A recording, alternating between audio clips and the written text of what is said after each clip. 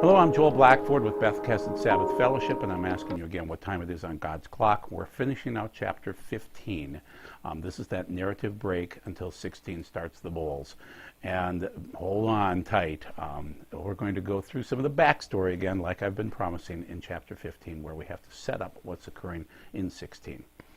We're going to be covering first the Song of Moses before entering the Promised Land. This is Deuteronomy 32. Now, there is another Song of Moses, but this seems to be the Song of Moses, and it's very prophetic. When I attend get-togethers, Orthodox get-togethers, and we talk about Midrash, this is not one that anybody wants to talk about. This is a tough one. This is a tough song to memorize and sing. So Moses starts out by saying, and he's singing this, "Hear, O heavens, as I speak. Listen, earth, to the words of my mouth. May my teaching fall like rain," which is a blessing. "May my speech condense like dew," which is a blessing, "like rain on blades of grass, showers on growing plants. For I will proclaim the name of Adonai. Come declare the greatness of our God, the rock. His work is perfect, for all his ways are just. A trustworthy God who does no wrong. He is righteous and straight. He is not corrupt. Defect is not in his children. A crooked and perverted generation." He is not corrupt, but the children are. "You foolish people, so lacking in wisdom. Is this how you repay your God? He is your Father who made you his. It is he who formed and prepared you." It's frustrating. The tone changes dramatically, too. So this is actually the best section of it, the nicest section. It gets, as we move into verse 15, the but comes. But Yeshurun. That's a fattened Israel, we'll call it. Grew fat and kicked. And he says in here, you grew fat, thick, gross. He abandoned God, his maker. He scorned the rock, his salvation. He roused him with jealousy of alien gods, provoked him with abominations. They sacrificed to demons, non-gods, gods that they had never known, new gods that had come up lately, which your ancestors had not feared. You ignored the rock who fathered you. You forgot God who gave you birth. Adonai saw and was filled with scorn and his sons and daughters' provocation. He said, "I will hide my face from them and see what will become of them. For they are a perverse generation, untrustworthy children. They aroused my jealousy with a non-God and provoked me with their vanities. I will arouse their jealousy with a non-people and provoke them with a vile nation." This is tough. This is Moses' song. This is what they're singing.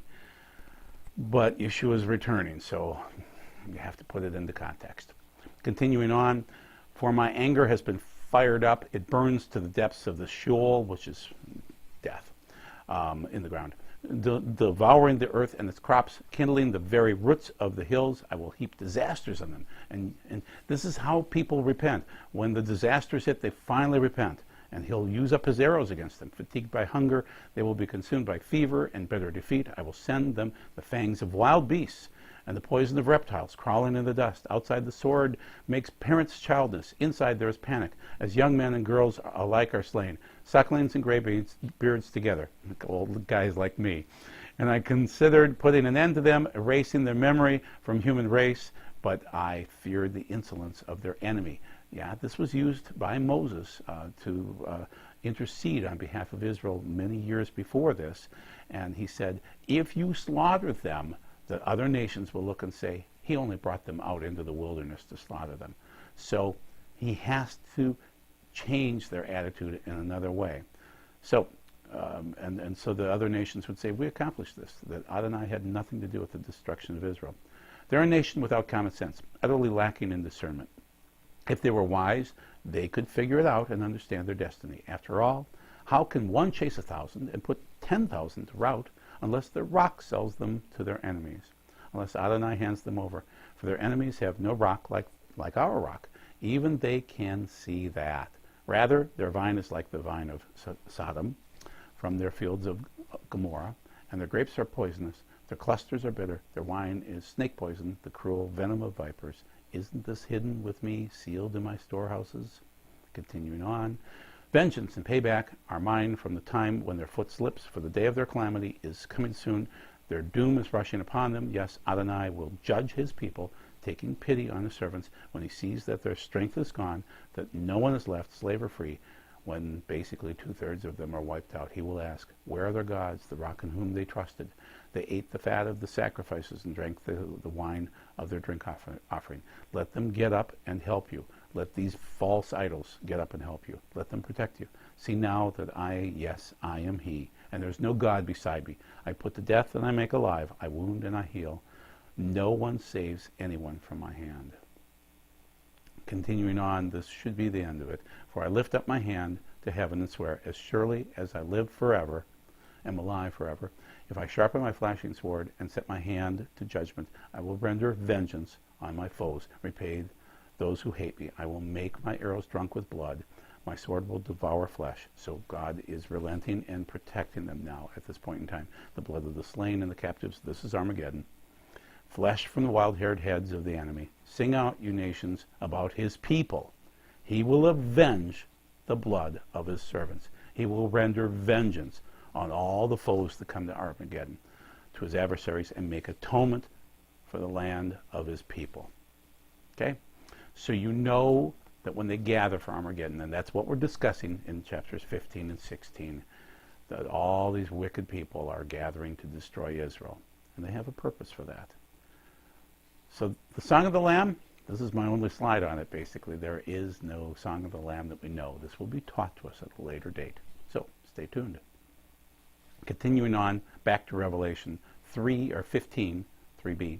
Great and wonderful are the things you have done, Adonai, God of heaven's armies. Just and true are your ways, King of the nations, Adonai, who will not fear and glorify your name, because you are alone are holy. All nations will come and worship before you, for your righteous deeds have been revealed. Bulls are getting set.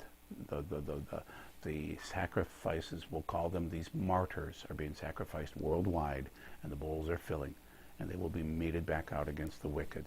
And this is a picture of those 7 bulls being meted out. Revelation 15, 5 through 6 says, After I looked, and the sanctuary, that is, the tent of witness in heaven, was opened, and out of the sanctuary came 7 angels with the 7 plagues, the bowls. They were dressed in clean, bright linen and had gold belts around their chests.